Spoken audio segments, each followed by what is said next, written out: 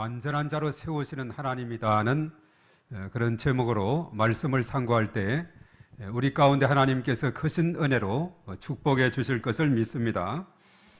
자, 오늘 읽은 본문의 말씀은 골로새서입니다. 우리가 골로새서 하면 우리가 생각나는 것이 있는데 그것이 뭐냐? 바울의 옥중서신이다라고 이렇게 말할 수가 있어요. 우리가 바울의 옥중서신 하면은 에베소서, 빌립보서, 골로새서, 빌레몬서 이 네 권을 말해서 바울의 옥중서신이다 그렇게 말하죠. 골로새서는 바울의 옥중서신에 속한다는 거죠. 우리가 지난 주일은 사실은 이 바울의 옥중서신에 분류가 되어 있지 않지만은 옥중서신이라 할 수 있는 부분이 본문이었는데 어디였죠? 지난 주일에 디모데후서라고 했어요. 디모데후서도 4장으로 되어 있고 오늘 골로새서도 4장으로 되어 있는데 그것도 디모데후서를 우리가 읽어 나가면 바울이 감옥에 있는 그 현실을 우리가 잘 발견할 수가 있습니다. 사실 골로새서도 왜 옥중서신이냐 이렇게 물었을 때 우리는 충분히 거기에 대한 설명을 할 수가 있어야 되는데 이따 한번 살펴보겠습니다. 그 성경 구절을 살펴보겠는데 우선 이 저자는 누구라 그랬죠? 예, 바울이죠. 바울의 옥중서신 중에 하나니까 바울이 저자입니다. 우리 첫 번째 그림을 한번 보여주겠습니다. 자, 저기에 나와 있어요. 제 저자는 바울이고, 자, 그 이제 증거가 나와 있죠. 우리 한번 읽어봅니다. 시작. 예수의 사도된 바울과 디모데는 나 바울이라고 하여 자신의 이름을 언급. 나 바울은 친필로 문안하노니라고 확정함. 그렇게 말합니다. 그리고 이제 2장 1절의 말씀에 다 같이 시작. 내가 너희와 라오디게아에 있는 자들과 무릇 내 육신의 얼굴을 보지 못한 자들을 위하여 얼마나 힘쓰는지를 너희가 알기를 원하노라. 이렇게 이제 바울이 쭉 언급을 했어요. 그래서 이제 바울이 저자인 것을 우리가 분명히 알게 되죠. 자, 두 번째는 이제 그 다음 기록을 언제 했느냐? 바울이 언제 했느냐? 옥중서신이라 그랬죠. AD 60년에서 62년 정도 로마 감옥에 가택연금이라 그래요. 거기에 있으면서 바울이 기록을 했다라고 이렇게 말하는데 그러면 감옥에 있는 것에 대한 것이 여기에 몇 곳에 나와 있죠. 투옥된 상태였는데 첫 번째는 4장 3절에 나오는 다 같이 매임을 당하였노라. 그리고 4장 10절에 나와 함께 갇힌. 그리고 이제 4장 18절에 내가 매인 것을 생각하라 이렇게 말하고 있죠. 이것을 봐도 바울이 감옥에 갇혀 있는 현실을 알 수 있습니다. 그리고 그 다음 그림을 또 봅니다. 자, 대상은 누구를 대상으로 했느냐? 이 골로새 교회로 전달된 편지고 히람 서신이다. 그렇게 열람할 수 있도록 그 주변의 지역도 읽을 수 있도록 이렇게 했는데 그래서 그 당시 이제 대상은 여기에 많이 나와 있습니다. 첫 번째는 누구냐? 다 같이 1번 시작. 골로새에 있는 성도들. 그리고 이제 두 번째는 다 같이 라오디게아에 있는 자들. 그리고 세 번째 이방인 그리스도인. 그리고 네 번째 유대인 그리스도인들. 그리고 다섯 번째 히아라폴리에 있는 자들에게. 자, 이렇게 이제 쭉 보내게 됐는데 전달자는 두기고다라고 이렇게 말하고 있어요. 4장 16절에 나와 있습니다. 그리고 그 다음 하나 넘겨보겠습니다. 자, 저 지도가 하나 나와 있는데 이 지도를 우리가 보면 이 골로새서의 그 환경, 그 배경을 잘 알 수가 있습니다. 저것이 이제 터키의 지도인데 좌측에 항구 도시를 끼고 있는 도시가 어디냐? 바로 에베소라는 도시입니다. 그래서 예서부두 사빌라 할 때 초대교회 7교회 할 때 가장 먼저 나오죠. 에베소. 자, 그렇다면은 골로새는 거기에서 오른쪽으로 쭉 가서 보면은 골로새라고 되어 있어요. 이게 다 영어로 되어 있는데 하여튼 그렇게 되어 있고, 좀 큰 글씨로 되어 있는 것이 좌측에 되어 있죠. 그 위쪽에 보면 히에라볼리스, 그리고 라오디게아, 그리고 골로새, 이렇게 이제 삼각형을 이루고 있죠. 저 북쪽에서 찍은 사진이 우측 하단입니다. 저기 보면 골로새, 라오디게아, 히에라볼리, 이런 지역으로 이제 이것을 편지를 써서 골로새로 보내고, 라오디게아라든가 히에라폴리에서도 읽을 수 있도록, 그 사람들이 읽을 수 있도록 이렇게 쭉 이 편지를 돌렸다 하는 것이죠. 자, 에베소에서 한 160km 정도 동쪽으로 가게 되면 골로새가 있는데, 그러니까 이 골로새라는 것은 아주 교통의 요충지였다라고 이렇게 말할 수가 있죠. 그래서 당시에 소아시아에서 수리아로 가는 중요 교통로상에 위치한 동서교통의 요충지가 바로 저 골로새다 하는 겁니다. 그래서 그 당시에 이제 버루기아 원주민들, 그 아래쪽이 이제 버루기아 주인데, 그리고 원주민들과 헬라 시민들, 그리고 이주민들로 구성이 됐는데, 아마 저 골로새 지역에는 상당수의 유대인들이 저기에서 거주했다라고 이렇게 학자들은 추정을 하고 있습니다. 그래서 저 지역에, 골로새 지역에 대한 그 관심이 아주 큰 것을 보게 되는데요. 그런데 저 교회가 시작이 된 것은 어떻게 시작이 됐느냐?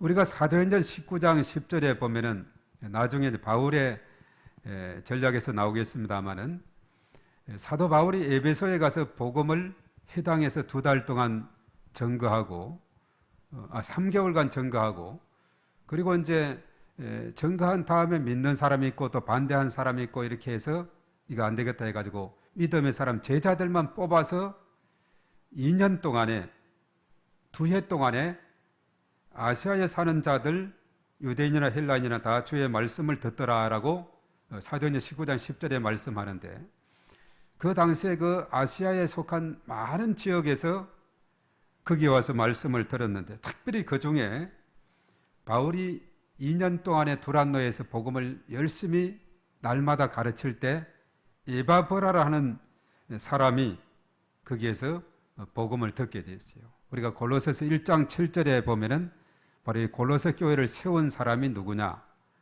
이것은 바울이 세운 것이 아니라 바울의 가르침을 받았던, 에베소에서 두란노 서원에서 집중적으로 말씀을 배웠던 에바브라라는 사람이 거기에서 말씀을 철저하게 배우고 골로새 지역에 가서 교회를 세웠다는 것을 우리가 1장 7절에 보면 골로새 교회의 설립자가 에바브라다는 것을 우리가 깨닫게 됩니다. 그 1장 7절이 이렇게 말합니다. 이와 같이 우리와 함께 종된 사랑하는 에바브라에게 너희가 배웠나니 그는 너희를 위한 그리스도의 신실한 일꾼이요, 그렇게 말했습니다. 바울에게서 철저하게 성경의 말씀을 잘 배우고 이 골로새에 가서 교회를 세운 사람이 바로 에바브라다는 사절입니다. 그리고 이제 골로새 그 다음 그림, 이제 마지막 그림이에요. 오늘 마지막 그림인데, 자, 골로새 그 4장으로 된데 중심 내용이 뭐냐? 다 같이 시작. 만물의 으뜸이신 예수 그리스도. 예, 바로 만물의 으뜸이 되시는 예수 그리스도. 나중에는 하나님 나라의 비밀이 누구냐? 예수 그리스도다, 이렇게 말하는데, 만물의 으뜸되는 그리스도다 있고, 자, 골로새서를 기록한 목적이 3가지 있습니다. 우리 1, 2, 3 다 같이 시작.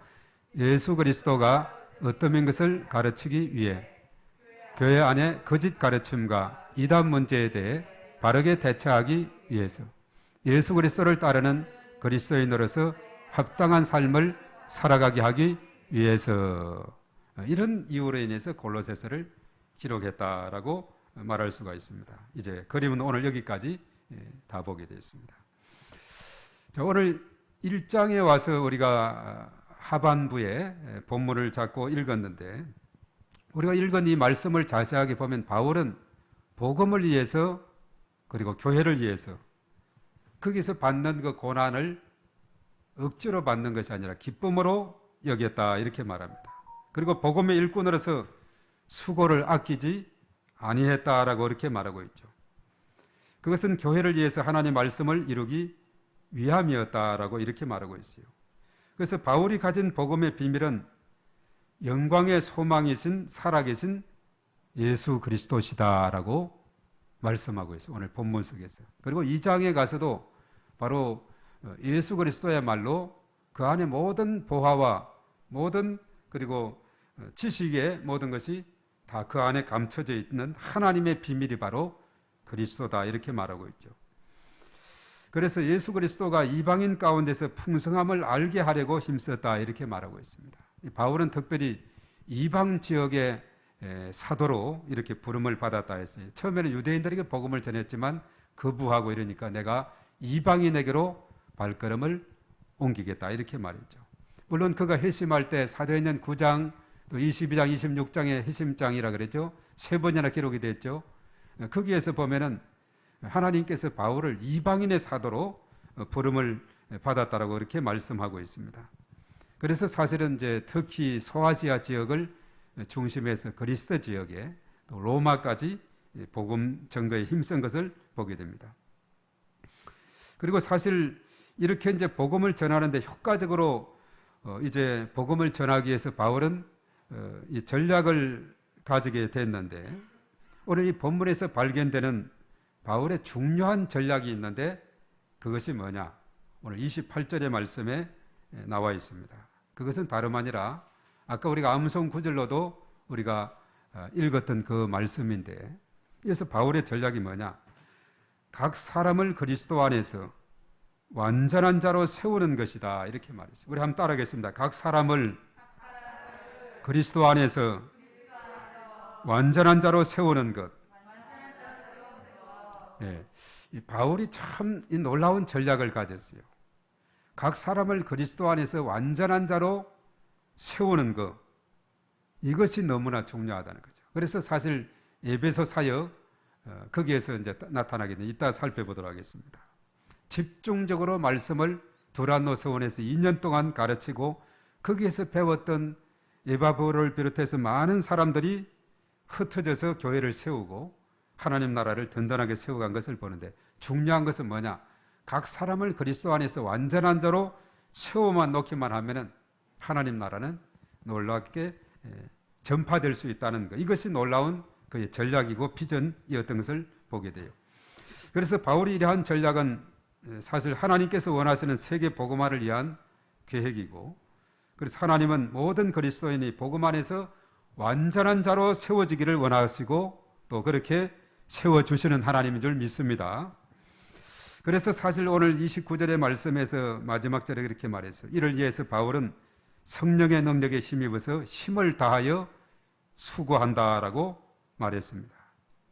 하나님은 각 사람을 완전한 자로 세우시는 분이십니다.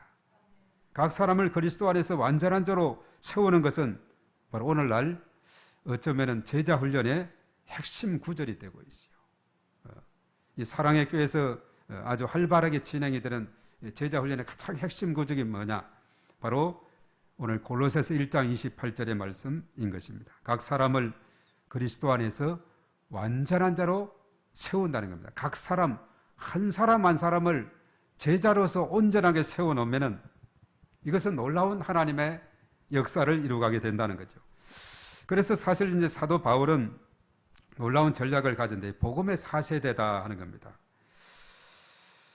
디모데후서 2장 2절 우리가 지난 주일에 디모데후서를 본문으로 4장으로 잡았었죠.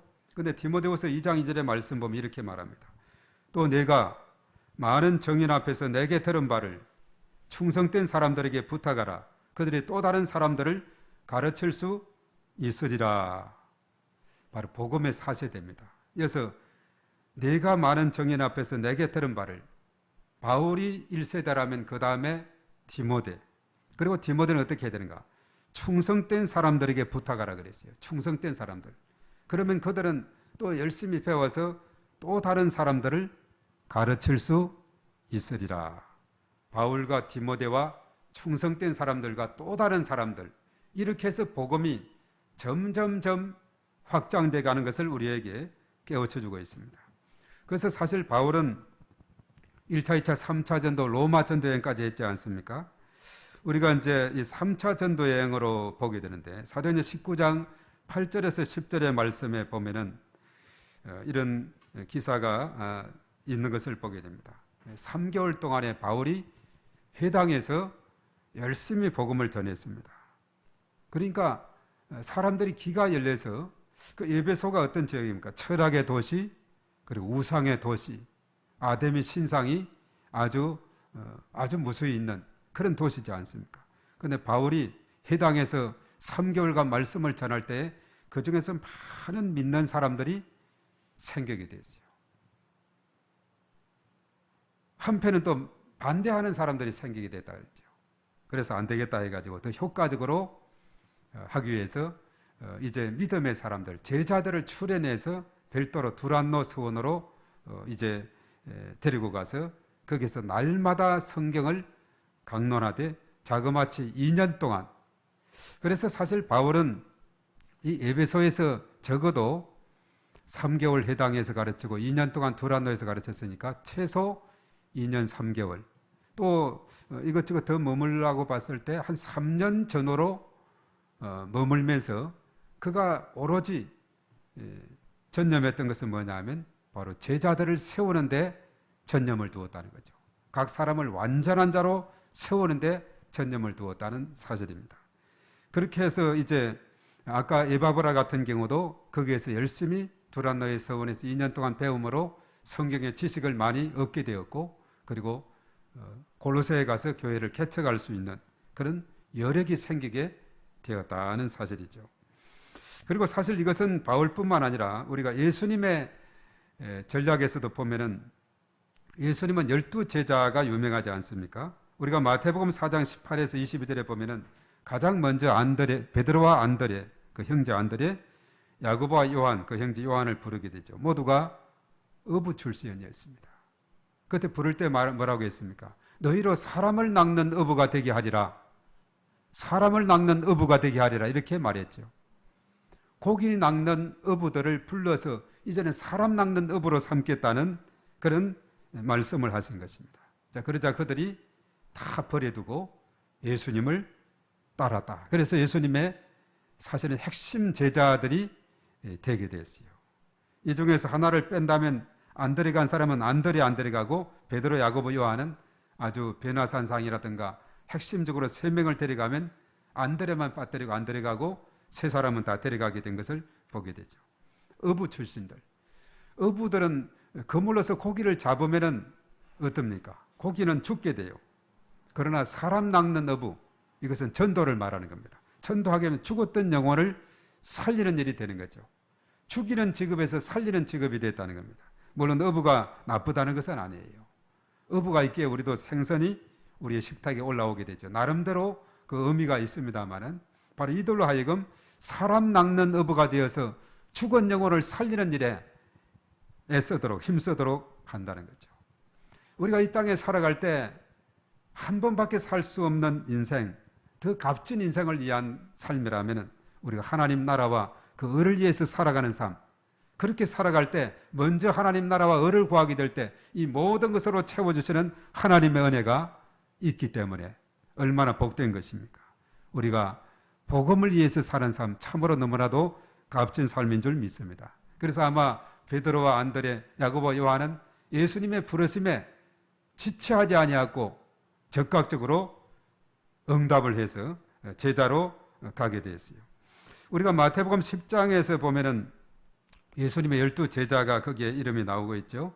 그리고 이제 사실은 마태복음 10장에서 제자들을 파송하는 내용이 나오고 있어요.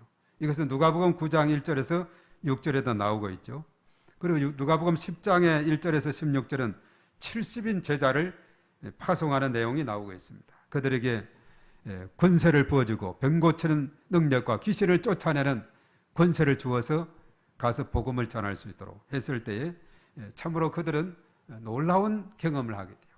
귀신들이 쫓겨나고 병든 자가 치료함을 받고 죽게로 돌아오는 이런 놀라운 일들이 일어나게 됐다고 나중에 그 보고에서 일어나게 되는 것을 봅니다. 그럼 예수님의 관심은 귀신이 쫓겨나가고 병든 자 고치는 일은 이것은 평범한 일이고 영원히 생명을 얻는 것, 이것이 너무나 중요하다고 이렇게 가르쳐주고 있죠. 그렇죠. 영원한 지옥으로 가지 않고 천국으로 가는 것. 이것이 얼마나 복된 겁니까? 사람은 영과 혼과 몸이 있다 그랬는데 육체는 이 땅에 와서 한번 태어난 인생은 언젠가는 이제 이 세상을 떠난다 그랬어요. 우리가 히브리서 9장 27절에 한 번 죽는 것은 사람에게 정하신 것이고 그 후에는 심판이 있다 그랬죠. 그러나 믿음의 사람들은 이제 영원한 천국으로 가게 되기 때문에 이것이 너무나 값진 거예요. 영원한 고통의 지옥이냐, 영원한 천국에서의 복된 삶이냐, 이 갈림길이 바로 믿음에서 주어지기 때문에, 그래서 제자의 삶, 복음 전도의 삶이라는 것이 얼마나 값진 것인지요. 그래서 예수님은 마태복음 28장 마지막 18절에서 20절에 그랬어요. 그러므로 내가 하늘과 땅의 모든 권세를 내게 주셨으니 그러므로 너희는 가서 모든 민족으로 제자를 삼아 아버지와 아들과 성령의 이름으로 세례를 주고 가르쳐 지키게 하라. 볼지어다 세상 끝날까지 내가 영원토록 너희와 함께 할 것이다. 그렇게 말했습니다. 세상 끝날까지 임마누엘 함께 하신다. 그렇게 말씀했죠. 바로 예수님의 이런 전략 너무나 중요한 것이죠. 그래서 예수님은 비록 33년 짧은 이 땅에서의 삶이었지만은 그의 제자들을 통해서 계속해서 2000년 동안의 기독교 복음이 전파되고, 그래서 오늘날 5대양 6대주로 예루살렘에서 시작이 된 그 복음이 온 유대와 사마리아 땅끝까지 계속해서 뻗어나가게 되는 이런 놀라운 역사가 일어나고 있는 것. 참으로 이것은 당대에 끝나버리면 아무런 의미가 없습니다. 그래서 우리가 다음 세대가 중요하고 믿음의 다음 세대가 너무나도 중요한 것입니다. 그래서 디모데도, 바울은 아주 디모데를 향해서 열심을 가졌던 것도, 정성을 쏟았던 것은, 믿음의 아들이라고 하면서 쏟았던 것은 바울, 디모데 충성된 사람들, 또 다른 사람들, 그래서 계속해서 뻗어나가야 되기 때문에 그렇다는 거죠. 그리고 사실은 이제 초대교회의 전략을 보면은 모든 평신도 전략이었습니다.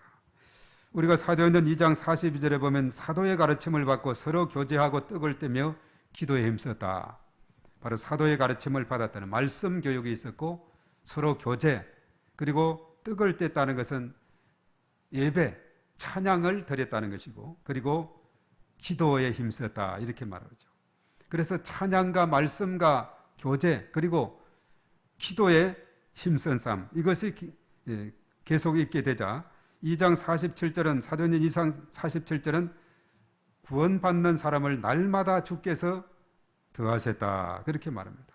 그래서 점점 교회가 확장되고 6장에 가서는 7 집사를 세우게 되는 6장 5절 6절의 말씀에 나오게 되죠.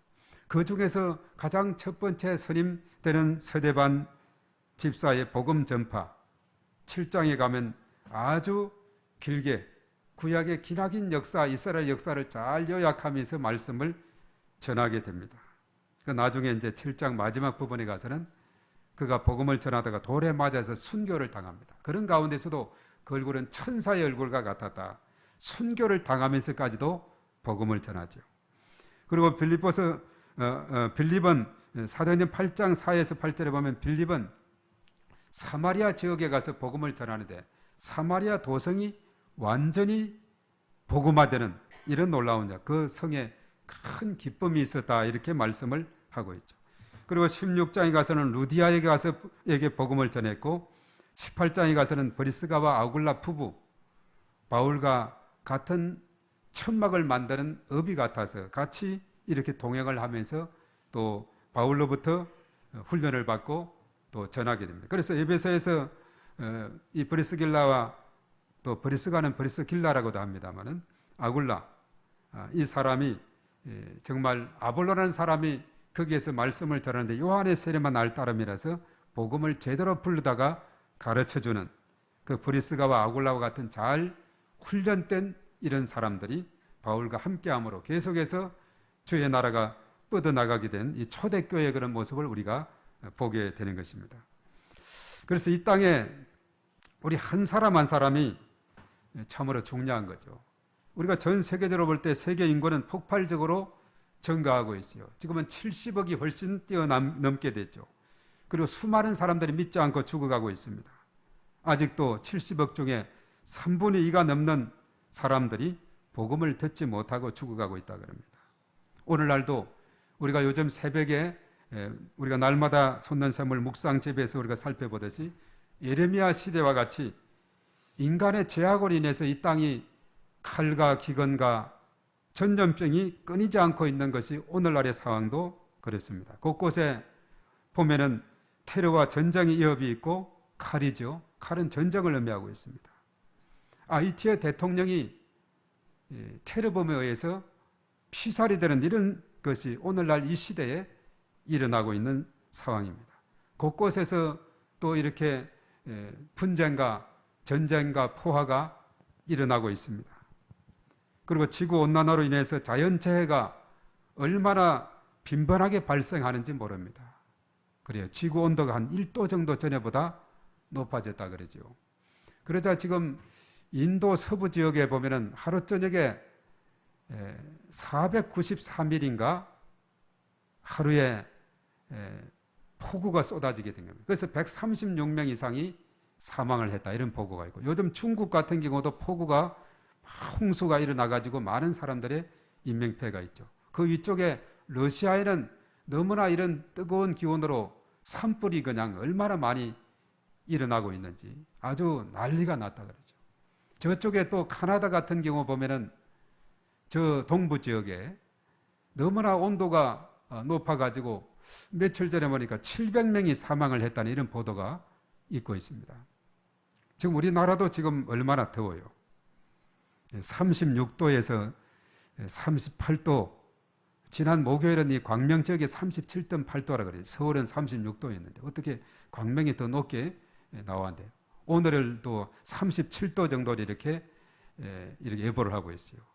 그런데 며칠 전에 김현진 집사님이 오늘 옥상에 좀 공사를 하겠다길래 걱정이 많이 됐는데 아마 공사가 좀 연기가 됐어요. 그 구입한 페인트가 그래도 추석 전까지는 갈 수 있다 그러니까 그래도 다행입니다. 초가을이 되었을 때 이렇게 공사를 할 수 있으면 될 것 같아요. 이런 더운 날에는 옥상에 올라가면 그 바닥 온도는 50도가 넘어요. 햇빛이 비치고 그 반사된 온도는 화끈화끈하거든요. 아, 이거 공사를 어떻게 하나 했는데 마침 또 오늘 또 김경 집사님도 오늘 직장에 가고 또 해서 다들 또 시간들이 보니까 바쁘게 돼 있고, 그리고 지금 또 사실은 방역 4단계가 돼서 10%만 참여하고 또 인터넷으로 참여할 수 있도록 이런 시기가 되기 때문에 여러 가지 그런 어려움이 있었는데 또 하나님께서는 적절한 때로 또 이끌어 주실 줄로 믿습니다. 그래서 온 지구가 지금 0.5도를 지키라 이런 운동이 벌어지죠. 0.5에서 1도만 더 높아지면 이 지구는 어떻게 될지도 아무도 모르는 그런 가운데 있는 것이 오늘의 현실인 것을 우리가 보게 됩니다. 그리고 근래 북유럽 지역에도 100년 만에 홍수가 나서 독일 그 옆에 벨기에 많은 사람들이 죽어가고 있다고 이렇게 보도가 있습니다. 정말 이러한 상황을 우리가 보면서 거기다가 또 코로나19라는 이런 팬데믹으로 전 세계가 전염병과 또 전쟁을 치르고 있는 이런 상황이 오늘의 상황입니다. 그리고 지난 금요일은 2020년 도쿄올림픽이 지금 개막식을 했어요. 올해가 몇 년입니까? 1년을 연기를 했는데도 불구하고 올해가 2021년인데 2020년 도쿄올림픽이 지금 벌어지고 있습니다. 그 무더위 가운데서 벌어지고 있어요. 어떤 우리 여자 선수는 유도 선수인데 체중이 조금 몇 그램, 100 몇 그램이 몇백 그램이 좀 오버됐는 모양이에요. 야, 그동안에 훈련하다가 1년 연기해서 보통 4년 훈련인데 올해는 5년 더 했잖아요. 1년 더 해서. 여기 왔는데 여기에서 그만둘 수 없다 해가지고 체중을 줄이는 가장 방법이 머리를 자르는 거예요. 그 여자아이가 그냥 머리를 팍팍 밀어가지고 참석을 했어요. 근데 초반에는 절반으로 승리하는 듯 했는데 한 판으로 져버렸어. 참 안타까운 상황이지만 그래도 한은 풀고 갔잖아요. 예. 정말 그 열기가 참 대단한 것을 보게 됩니다.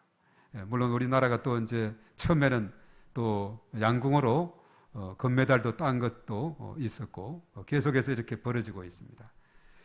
도쿄 올림픽이 열리지만은 개막식도 사실은 썰렁했어요. 관중도 없이 진행이 되고, 그리고 모든 경기마다 관중이 없으니까 참 썰렁하게 이렇게 진행이 되고 있는 상황이 오늘의 상황이다 하는 사실입니다.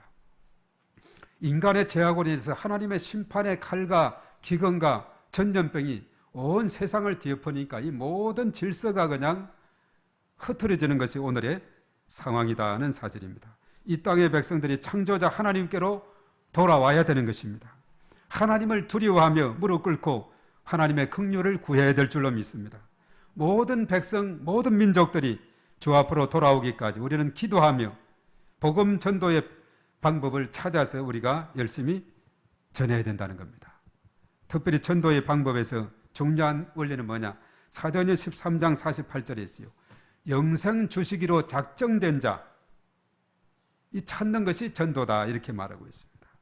영생 주시기로 작정된 자는 바로 앞에서 바울이 말한 충성된 사람들입니다. 자, 이들은 뭐냐? 갈급한 자, 예비된 자, 충성된 자, 일꾼 사명자들입니다. 이러한 사람을 만나게 하시고 이런 사람을 붙여주시옵소서. 그리고 그들에게 복음을 전해서 완전한 자로 세워주기만 하면 그들을 통해서 주의 나라가 전파되게 되는데, 바로 우리 사람의 힘은 너무나 한계가 있어요. 사도행전 1장 8절에 오직 성령이 너희에게 임하시면 권능을 받고 예루살렘과 온 유대와 사마리아 땅끝까지 이르러 내 증인이 된다 이렇게 말씀했지 않습니까? 증인이 되어진다 그랬습니다. 성령의 권능을 받기만 하면 증인이 되어지고, 성령의 권능을 받기만 하면 이런 충성된 자를 붙여주시고 만나게 하시고 또 그들에게 말씀을 전할 때 놀라운 역사가 일어나게 될 겁니다. 바로 충성된 사람을 찾아서 잘 훈련시켜서 그리스도 안에서 완전한 자로 세워나가는 것이 온 열방과 모든 민족을 주께로 인도하는 중요한 전략이라는 것을 오늘 성경은 우리에게 밝히고 있습니다.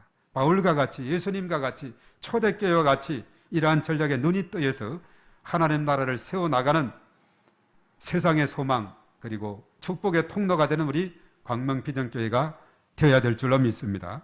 이러한 귀하게 쓰임받는 저와 여러분들이 되어서 하나님께는 큰 영광을 돌려드리며 우리의 삶 속에 놀라운 하나님의 은혜가 충만하게 임하게 되시기를 축복합니다.